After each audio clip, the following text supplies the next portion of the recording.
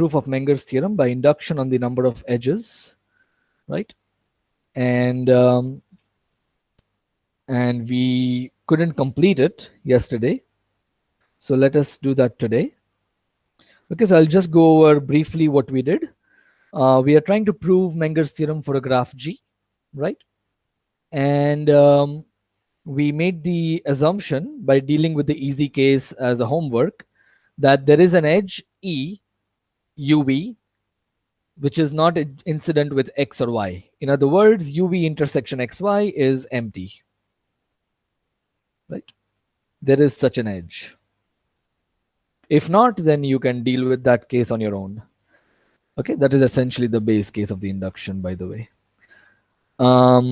Good.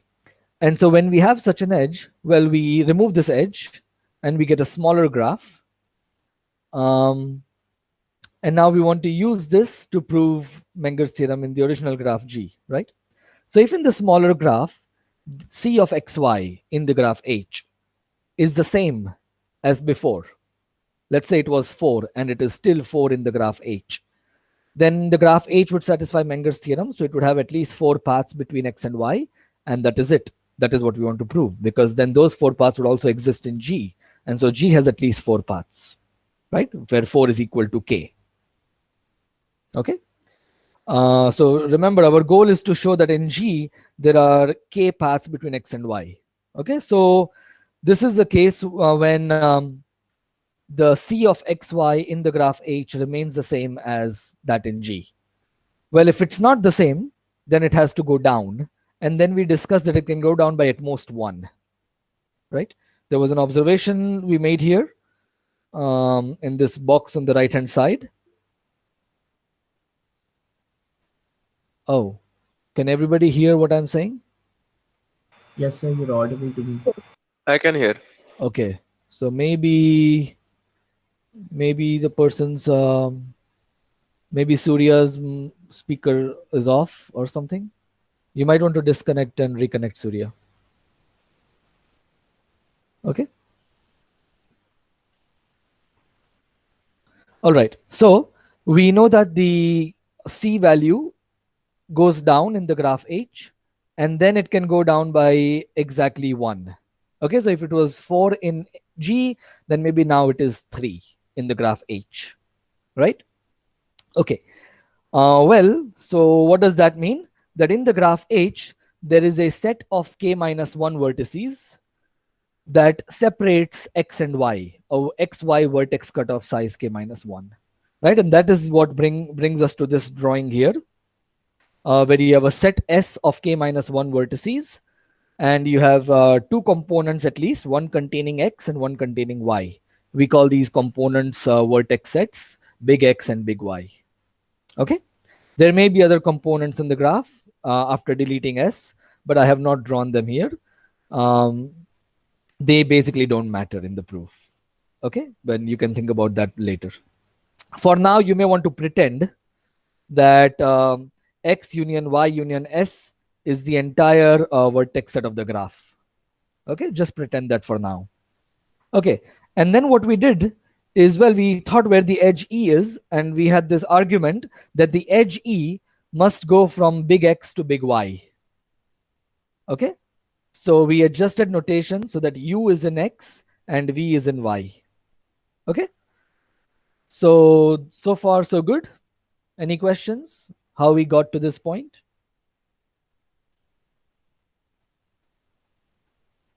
Okay, if not, then at this point, here is where we make a really innovative use of induction, right? We want to get smaller graphs, and we want to use the fact that Mengers theorem holds on smaller graphs to prove that it holds on the big graph.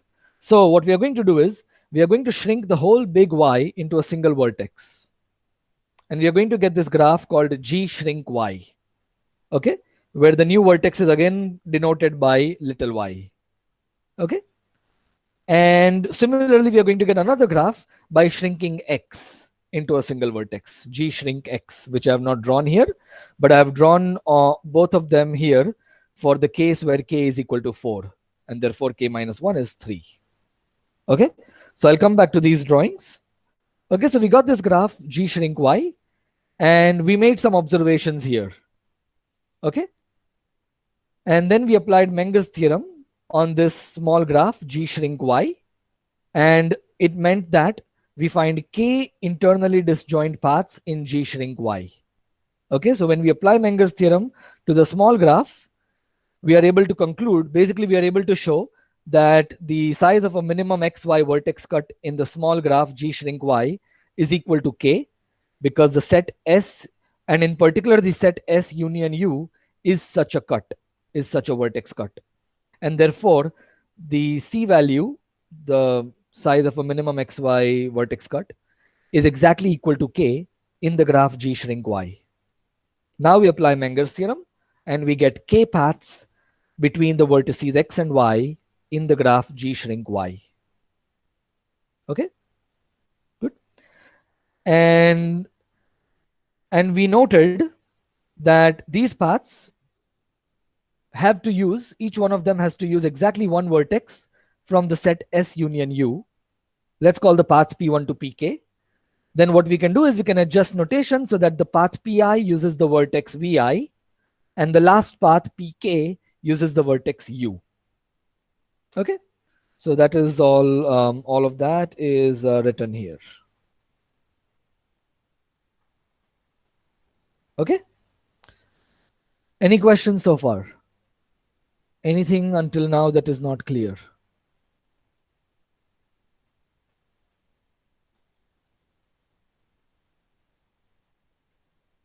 All right, if not, so we got these K paths. I actually want to make things a little bit more precise. So not only is this an XY vertex cut, not only is this set S plus U an XY vertex cut, it is actually a slightly stronger than that, which is not necessary for the proof, but I think it makes things a bit more clear. Let's go back to this drawing here. I claim that actually each of these vertices V1 up to Vk minus 1 is a neighbor of the vertex Y. And U is also a neighbor of the vertex Y. So in fact, something stronger is true. This set is actually the same as the neighborhood of the vertex Y in the graph G shrink Y. Does everybody see why this is true? I claim that this is actually the neighborhood. It's not only just a vertex cut, it's all the neighbors of the vertex Y.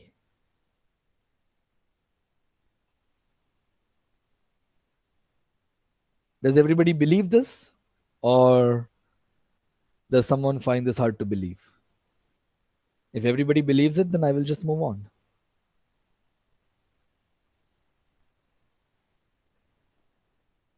We don't really need this strong fact, but I just think that it makes things even more clear.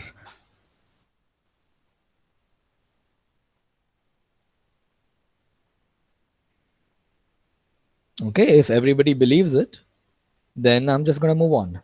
Okay, and so we've got P paths, we got K paths from the vertex X to the vertex Y.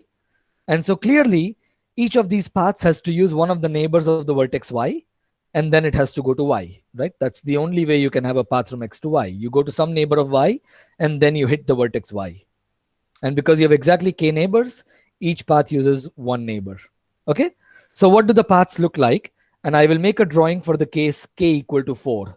And therefore, K minus 1 is 3. Let's see. So let me go to these drawings here. So here it's the same business, except that I have put exactly 3 vertices in the set S. And I've got these two graphs, G shrink Y and G shrink X. Yeah. Okay. And now I have got these 4 paths. So let me use 4 colors. This path goes like this and goes to V1. This is the path P1. Then I've got another path which goes like this and eventually goes to V2. Then I've got yet another path, goes like this and eventually goes to V3. These are internally disjoint, so I can draw them like that. And then I have one more path because there are K paths. And that path has to use the edge E. I'm using orange. Is that a good idea? Sure, it's okay. So it goes to the vertex u, and then it has to take this edge and go to the vertex y. Right? This is an edge. Okay. So those are my 4 paths in the graph G shrink y from x to the shrunken vertex y. And by the same analogy, by an analogous argument, I get 4 paths in the graph G shrink x. I will call them Q1, Q2, Q3, Q4, and I will adjust notation in the same manner. Q1 uses V1, Q2 uses V2, and Q4 goes to the vertex V. Instead of U, it will be V this time. Okay, so I get 4 more paths, and of course I'll use the same colors. So now I go to V1 and I get to the vertex Y. Then I have another path, it goes to V2 and then eventually to Y. And then I have to V3, eventually to Y. And then finally I have the orange colored path.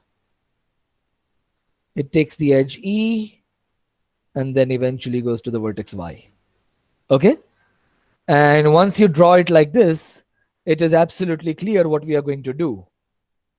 Can anybody tell me what we are going to do now? We want to get 4 paths in the graph G.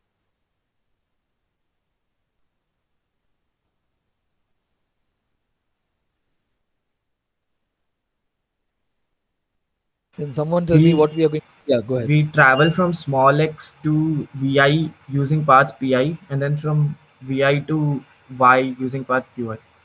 Exactly.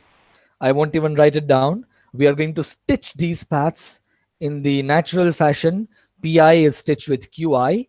And if we stitch like that, then we get the desired K paths between X and Y in the original graph G. Right? So I'm just going to write this very vaguely and leave it to you to write it rigorously. Okay?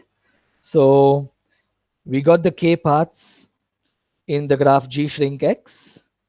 Let's call them Q1, Q2 up to Qk, where the vertex Vi belongs to the path Qi, and the last vertex V, the last path Qk contains the vertex V.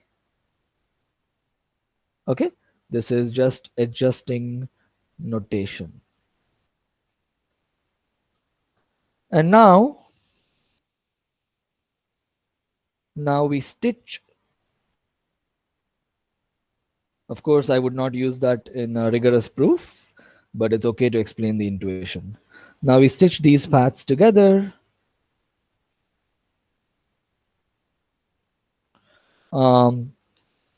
Each pi with corresponding qi to obtain k pairwise internally disjoint paths from, well, I'll just call them xy paths, in the graph G. Okay, and this completes the proof because our goal was to show that there are k such paths in the graph G. Right, where remember k was the size of a minimum xy vertex cut. Right, so if there is a minimum xy vertex cut of size k, then there is at least these many paths. We already know there is at most these many paths, and therefore these two numbers are equal. Okay, are there any questions at this point?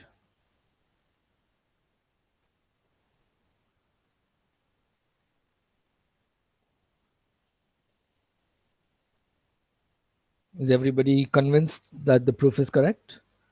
Or do you feel like you've been cheated?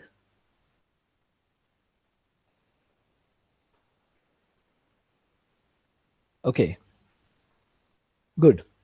So as I said, this is truly an innovative use of induction. It's not your standard induction proof for k minus 1, then proof for k. It's very different in the sense that we never explicitly deal with a base case.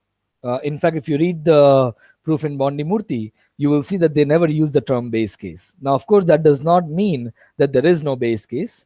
There is always a base case in any proof by induction. However, in most of math papers in graph theory, where induction is a very common proof technique, people are not going to generally tell you that this is the base case. The style of writing, which is very much motivated by the way of thinking and is not some arbitrary style that people adopted, is because the way of thinking is that, okay, I have this big graph, I want to prove some statement, and I'm going to, whenever I can get a smaller graph where you're using some parameter like the number of edges, number of vertices, blah, blah, blah. Whenever I get a smaller graph, I know that the statement is true, and I'm going to use that to prove the statement is true in the big graph. Of course, you can't always keep getting a smaller graph because eventually you will have to deal with the smallest graphs in that particular proof, whatever that means. And that is exactly the case that we did not deal with in this lecture. And I just said that whenever each edge is incident with x or y, the statement is easily proven. So this is in fact the base case, because this is a case where we are not getting a smaller graph to prove the statement. So this is something that you can prove yourself. So what does a graph look like when every edge is incident with x or y? Let's just make a drawing. X and y are not adjacent.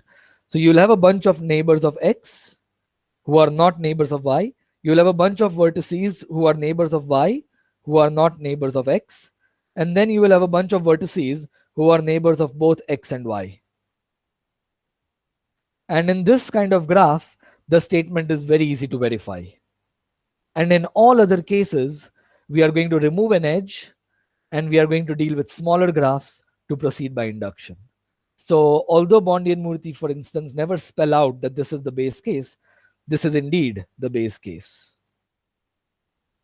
Each edge is incident with one of x and y.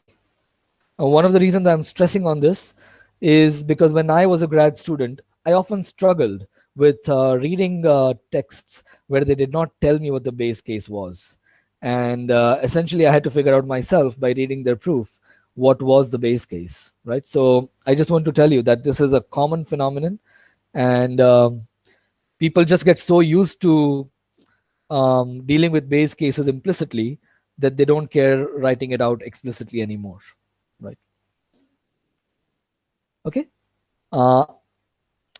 And another thing I want to point out, in the case of Mengers theorem, in a certain sense, not to trivialize this theorem by any way, it's a non-trivial theorem for sure, but in some sense, there is something that was going on for Menger, which is that it's a statement for all graphs in the world. And that makes applying induction slightly easier. Like, you can be really innovative if you want to do things by induction, in the sense that you have a lot of freedom of how you construct your smaller graphs, because it's a statement about all graphs. You remove anything from a graph, you get a graph. The only thing he has to be careful about, Menger, I don't know if this proof is due to Menger, but the only proof one has to be careful about is that you need to distinguish vertices x and y in the smaller graph, which are also non-adjacent, right? And there is no other hypothesis in the statement of Menger's theorem. You just need a graph and you need two distinguished non-adjacent vertices. So you have a lot of freedom in trying to prove it by induction, which I think is one of the reasons why there are multiple proofs of Menger's theorem, all based on induction. There are also other proofs of Menger's theorem which use this theory of network flows, which most of you may not have seen unless you took a hardcore algorithms course, right? So that's another way to prove Menger's theorems. But here we are seeing a completely graph theoretical proof using induction. And there are other such proofs using induction. But I want you to appreciate the fact that it's a statement about all graphs. So you have a lot of freedom in applying induction, which will not be the case in some of the future theorems we'll be proving.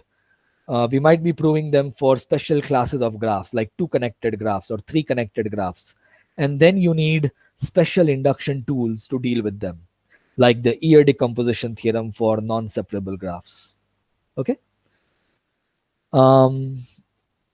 Anyways, all that might seem a little bit of blabbering unless you actually see more proofs.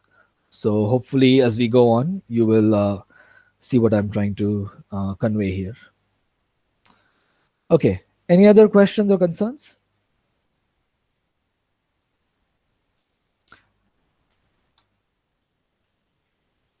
If not, I assume that everybody is convinced about the proof we just saw, right? And now I want to move on to something else. Oh, I see. Yeah, I still need to do this. Okay. Good. There is another point I want to mention. So our next goal, which is sort of an extension of Menger's theorem, is to get an equivalent definition of vertex connectivity. So you can already kind of see where we are going. We know that the maximum number of pairwise disjoint paths is equal to the minimum number of vertices in an XY vertex cut, right?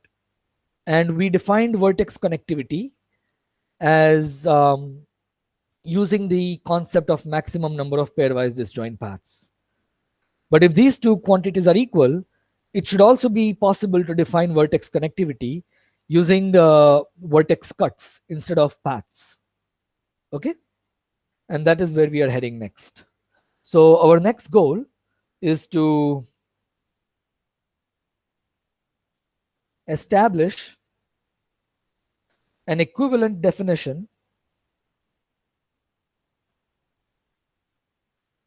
Equivalence is always great because it gives you different ways of looking at the same thing and tools to prove results using different viewpoints, right?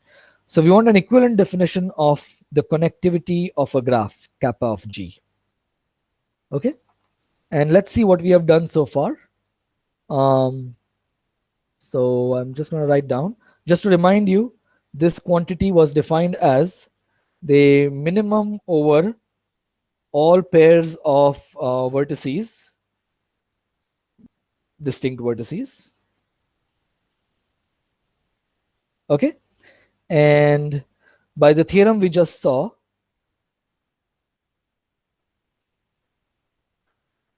we know that this quantity, this function PUV, is the same as CUV, but there is a caveat. We need the two vertices to be non-adjacent, which is not the case here. U non-adjacent to V is not included in this definition, right? So this is taken over all pairs, whereas we know by Menger's theorem that these two quantities are the same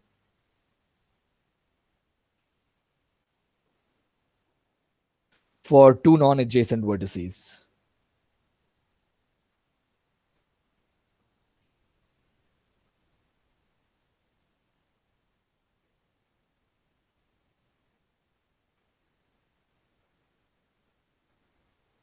Right? I would like to say that the connectivity of a graph, the vertex connectivity of a graph, is equal to the size of a minimum vertex cut, or if you like, a minimum XY vertex cut for all possible X and Y. But that is just the same as saying minimum vertex cut. What's the problem? I can't say this statement. So this statement is not true. Kappa of G, I would like to make this statement. It is equal to the size of a minimum vertex cut in G.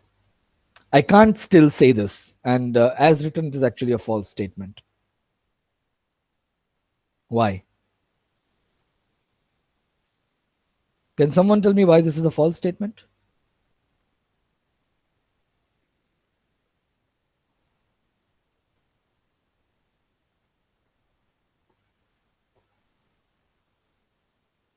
what is the connectivity of a complete graph if this is the definition? Right? They don't have vertex cuts. In a complete graph, you can delete any number of vertices and the remaining graph is still connected. So the problem here is complete graphs, right? And another issue is that this equation that we have established, the equivalence between these two functions, is only for non-adjacent vertices. We don't know this to be true for adjacent vertices because one of them is not even defined, right? I mean, CUV is not even defined for adjacent vertices. So we need to deal with this issue, and that brings us to the next theorem, 9.2. What it says is, this is due to Whitney, 1932. Whitney is someone who made tremendous contributions to both graph theory and the related subject of matroid theory. We will probably see a bit more of him later in this course. I'm not sure. So this is what Whitney proved. This is one of the things Whitney proved. If G is any graph whose underlying simple graph is complete, is not complete, whose underlying simple graph is not complete.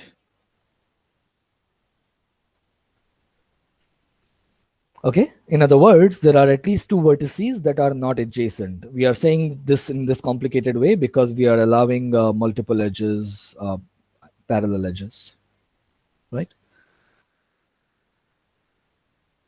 Then for all graphs that are not complete graphs, you can basically define the connectivity as the same definition as before, except that now we will only look at the vertices that are not adjacent. So now we will include the condition that the two vertices are not adjacent.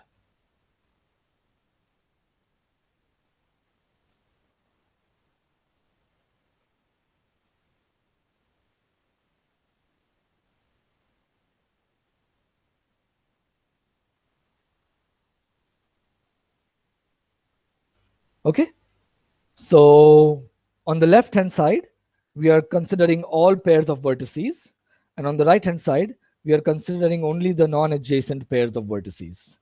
And what Whitney said is that these are the same. You don't need to look at all pairs. You can just restrict yourself to the non-adjacent pairs of vertices. And why is this good? Before we prove this technical looking thing, let us see a quick consequence of this. And the consequence I want to state is the following. It gives you an equivalent definition of vertex connectivity. Okay, so let's see. Yeah, if G is any graph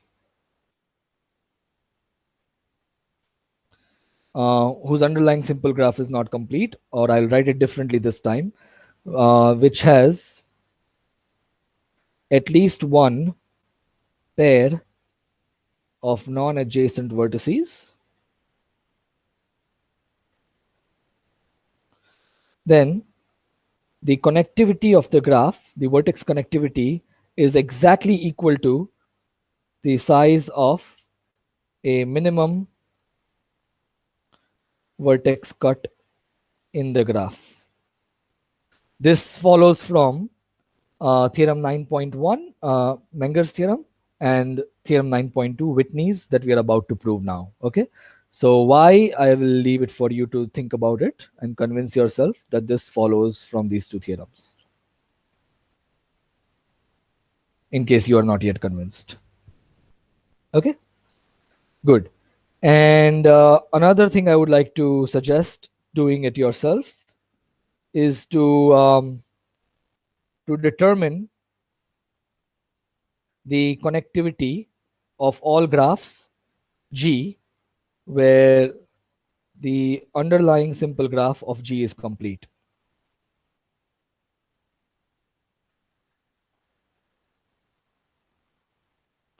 What do I mean? Well, you can determine kappa of G for all complete graphs, but you also have to consider complete graphs where you add parallel edges. Okay, loops don't matter in this discussion, right? Okay, good. All right, so let us prove this so that we have this equivalent definition of connectivity that is often very useful. In fact, I would say that it's generally the more useful definition of vertex connectivity than the one using internally disjoint paths.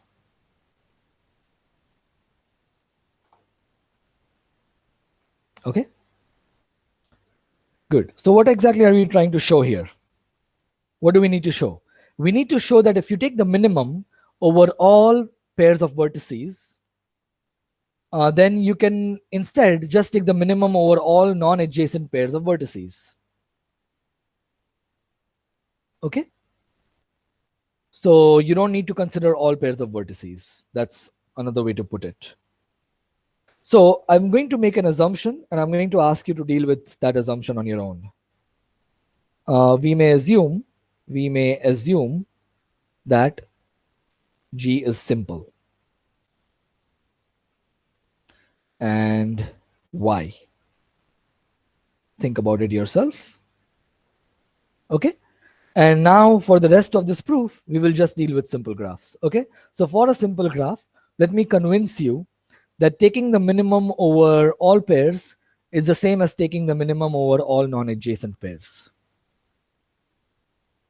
Okay, so let's see, how do we do this?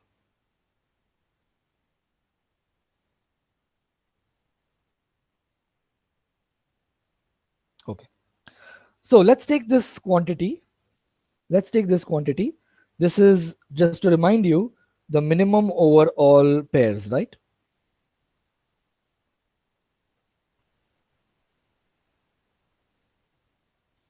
Right. And let's consider a particular pair which attains this minimum. Okay, so let xy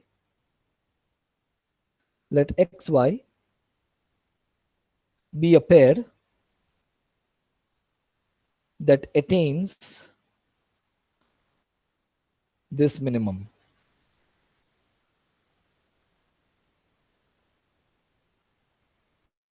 Okay, well, if x and y are non-adjacent, then you are done, because then it is a pair of non-adjacent vertices which also attains the minimum, which is what you want to prove. Okay, so if x and y are non-adjacent, then there is nothing to prove.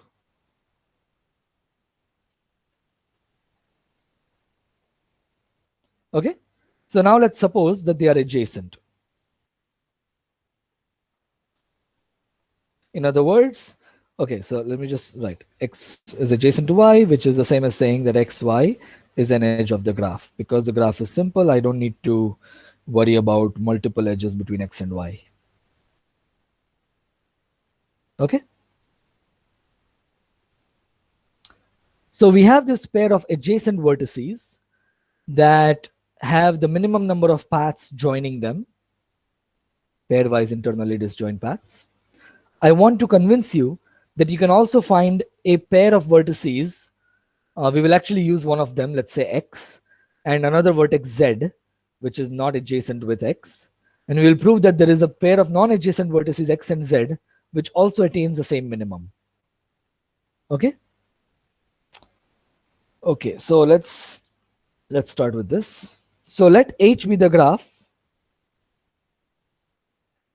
obtained by deleting this edge xy.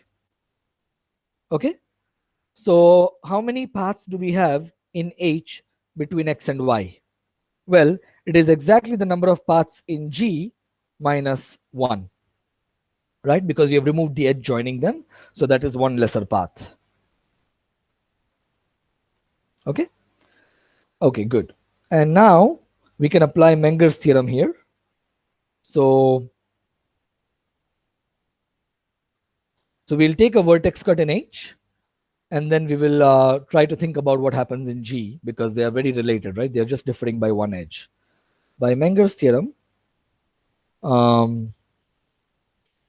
H has, remember we can apply Mengers theorem now to H because X and Y are not adjacent in H. We could not apply in G because X and Y were adjacent in G, right? So H has a minimum XY vertex cut of cardinality the same as PHXY, right, which is equal to CHXY, right? And so we are going to take such a set in H.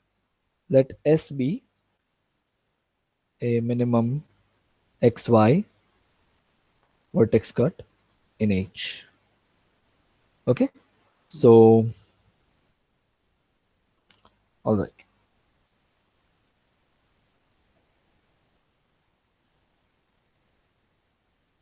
So the cardinality of S is exactly equal to these two values.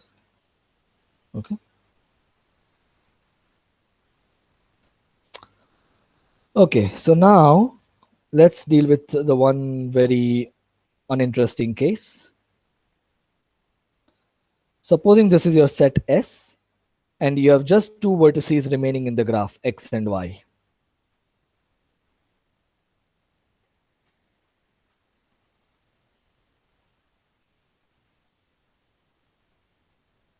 Okay. Supposing after deleting S, you have just two vertices, X and Y.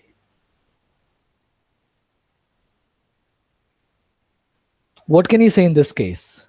When would you have to remove all the vertices of the graph in order to separate two vertices, X and Y? Can anybody tell me what does H look like? I claim that you can actually say something very concrete about the structure of the graph.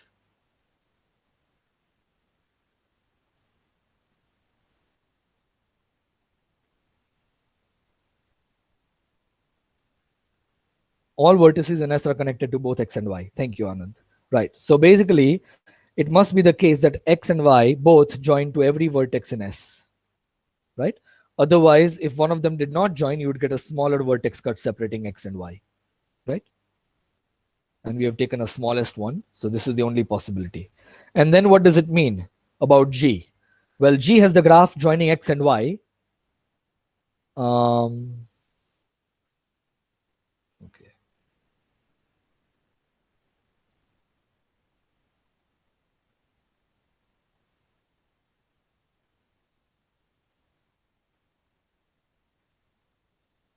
Oh, I see. Okay. I have to be careful. Okay, sorry, I was mistaken. Okay. So now let's think about the number of paths between these two vertices in the graph H. So first let's deal with the number of paths between these two vertices. Well, you clearly see n minus 2 paths because there are n minus 2 vertices here, right? And so you have n minus 2 paths, and in the original graph you had an edge joining X and Y, so you had n minus 2 plus 1 paths, which is n minus 1 paths. And what does it mean for the connectivity to be n minus 1?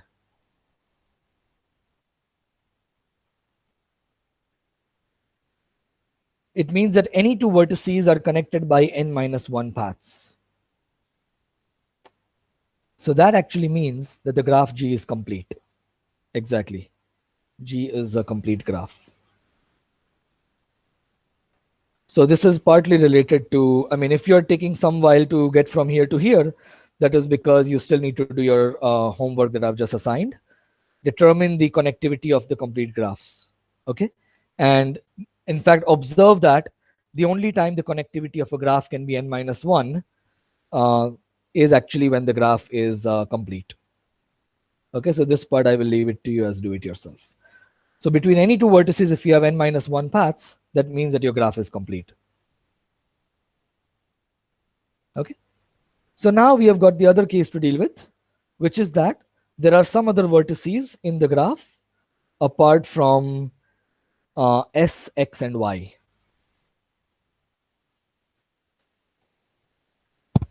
Okay. So you've got the set S here, you've got X, and you've got Y. Okay. Remember, what is our goal? Our goal is to find, this is actually a contradiction here, sorry. So in the first case, we actually got a contradiction because we know that our graph is not complete. T is a complete graph up to parallel edges. So there could be it could be a complete graph with more edges. It doesn't matter. But we already know that that is not true because our underlying simple graph is not complete. Okay, so in the first case, we got a contradiction. In the second case, we are not going to get a contradiction. We are going to find a pair of non-adjacent vertices for which the number of paths between them is also minimum. It is the same as the number of paths between X and Y, which were adjacent vertices in the graph G. Okay. So, all right. In this case, there is some vertex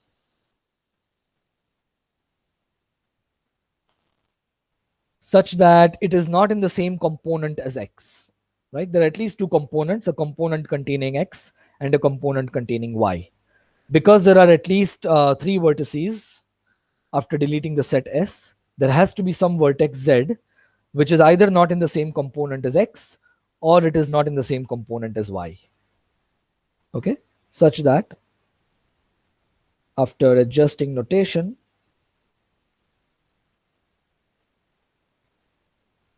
so which means you have to relabel X and Y if necessary, X and Z do not belong to the same component of G minus, sorry, H.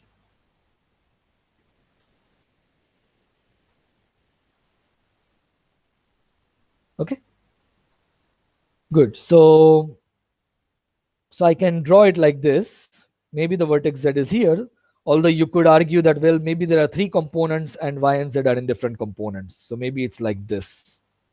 Okay, it doesn't really matter. The one thing I want is that X and Z are in different components. I don't really care about the vertex Y anymore. Okay.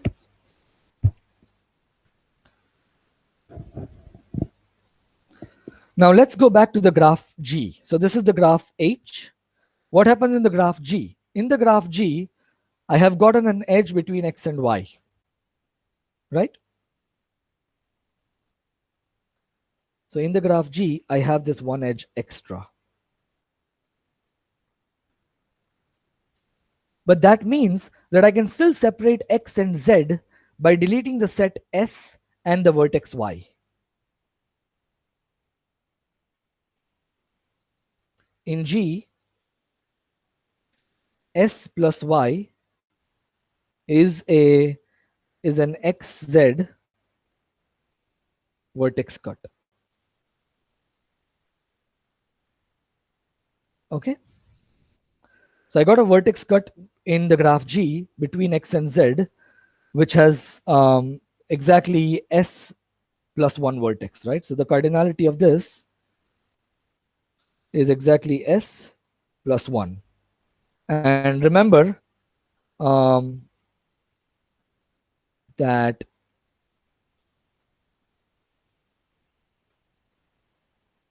PGXY is exactly S plus 1.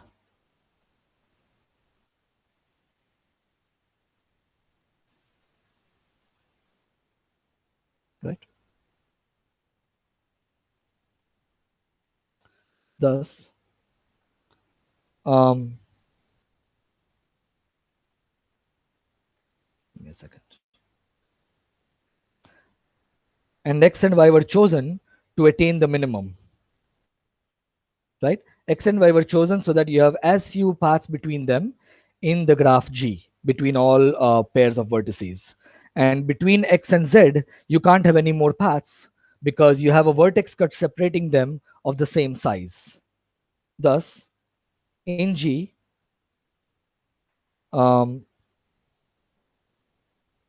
x and z is a pair of non-adjacent vertices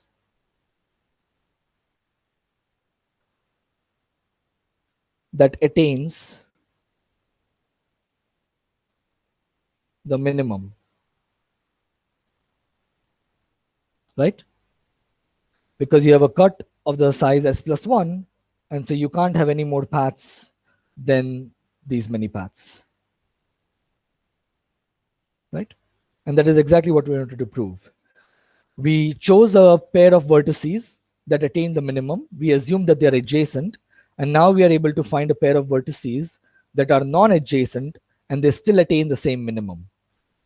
And therefore, the two things are actually equal. Okay.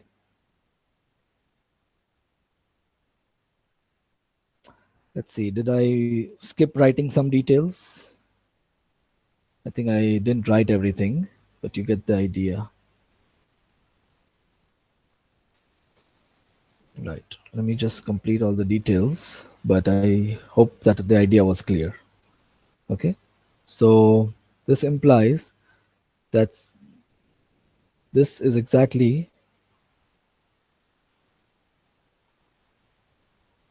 okay, and this is exactly equal to the number of paths between x and y.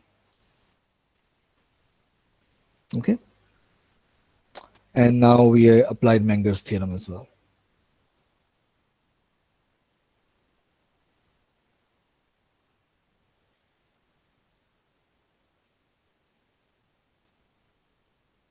Okay.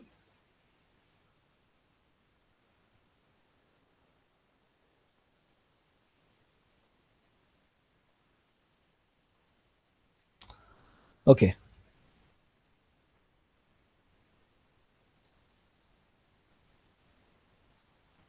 Okay, so anyways, the point we are trying to make, all we wanted to prove is that you can't have any more paths between x and z than the number of paths you had between x and y.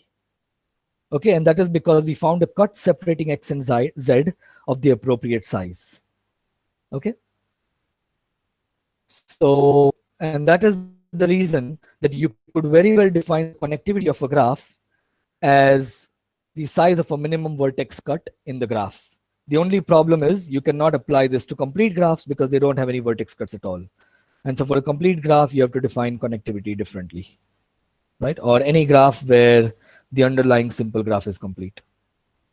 Okay, and this definition of connectivity is often more useful than the one we have already seen, which is using pairwise internally disjoint paths. Are there any questions at this point?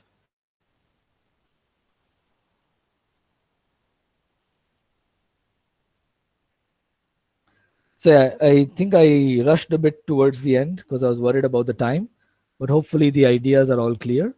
And this is not really that difficult to prove. So in case you didn't follow it, just go through all the steps again and it should be fairly clear. Menger's theorem, what we did before this was much harder, to be honest.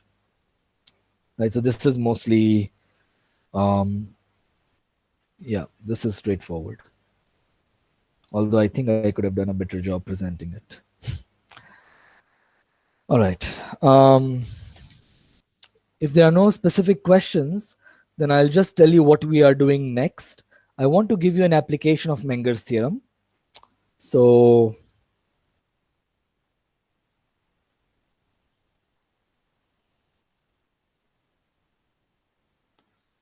and I'll tell you exactly what application we are going to be doing.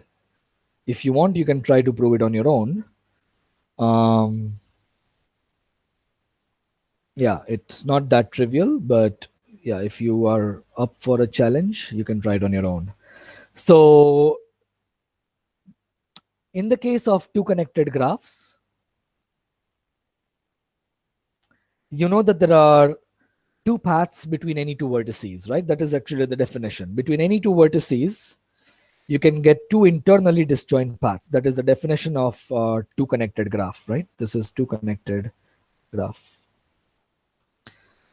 Another way to look at this is that any two vertices belong to a cycle. Any two vertices belong to a cycle.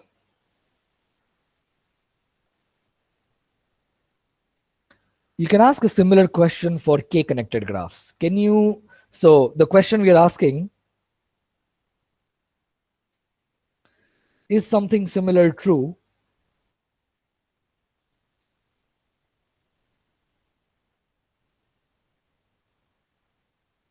for k-connected graphs?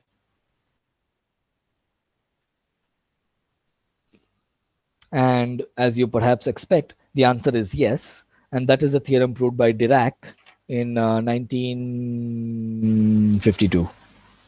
So we will actually prove this. This is theorem 9.6. One of the theorems proved by Dirac, although I think he's more famous for another theorem. And it says that in any k-connected graph, you can find a cycle going through any set of k vertices. So G is k-connected, where k is at least 2, otherwise it's not true. And you take any subset of the vertices such that it has size exactly k. Of course, if it is true for k, then it's also true for k minus 1 vertices or any smaller number. Then there exists a cycle in G which spans S. What I mean here is that the cycle contains all vertices in S. Okay, so if your graph is 5 connected, you can find a cycle containing any 5 vertices of your choice. Okay, and we will prove this using Mengers theorem. And then we will move on to edge connectivity and edge connectivity version of Mengers theorem, although I think I will put most of that on the assignment. Okay, we won't prove the edge connected version. We will just deduce it as an application of the vertex version of Mengers theorem that we have already done. Okay, so that is it for today. Are there any questions?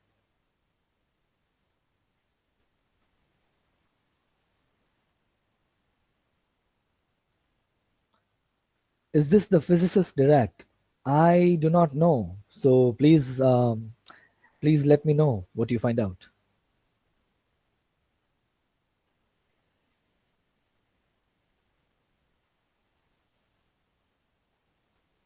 Any other questions?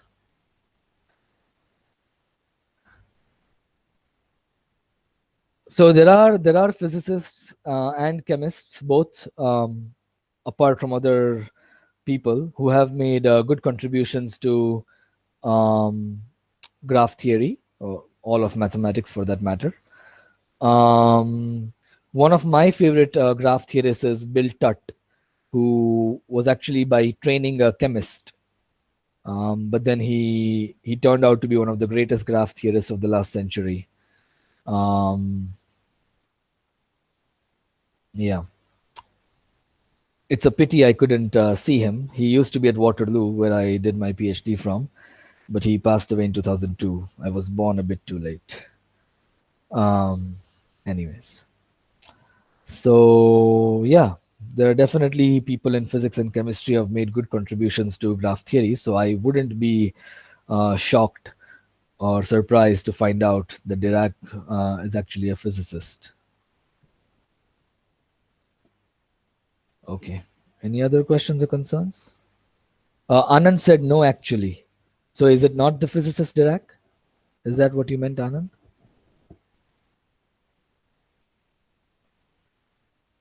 Oh, okay. Okay. So we have the answer. He doesn't seem to be a physicist. Thanks.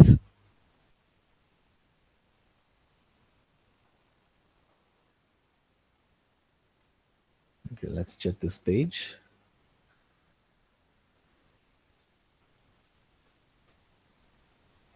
Hungarian-British mathematician. Of course, there had to be some blood from Hungary. Hungarians, as I said before, are perhaps the group of people who made the most contributions to combinatorics. I don't know if it is true today, but definitely a few decades ago, they were the ones making the most contributions to combinatorics.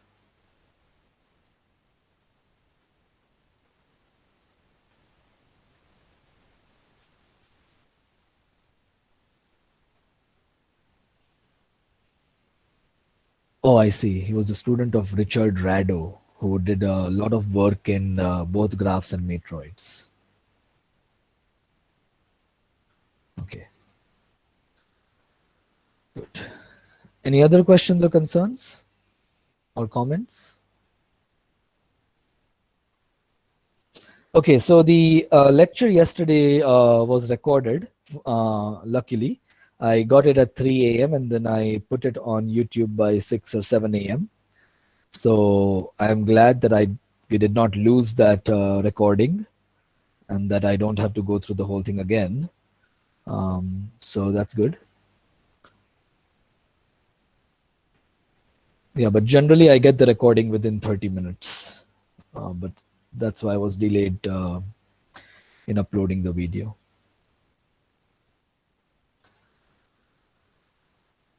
Okay.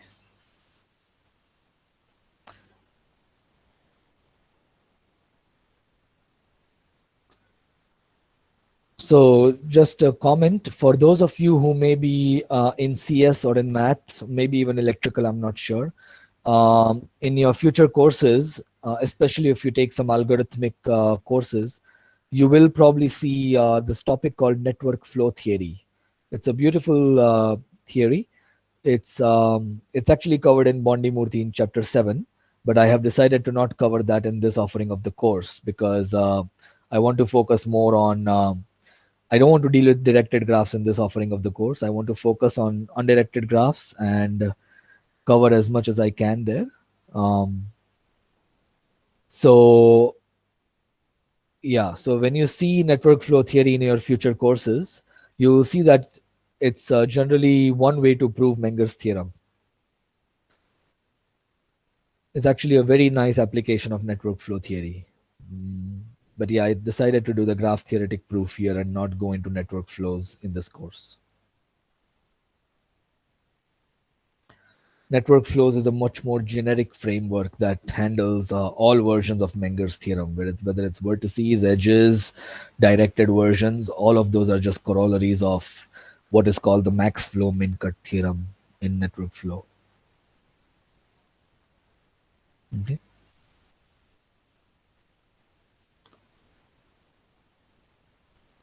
All right, so if there are no more questions or comments, I'll stop recording and I will still be here another 2-3 minutes.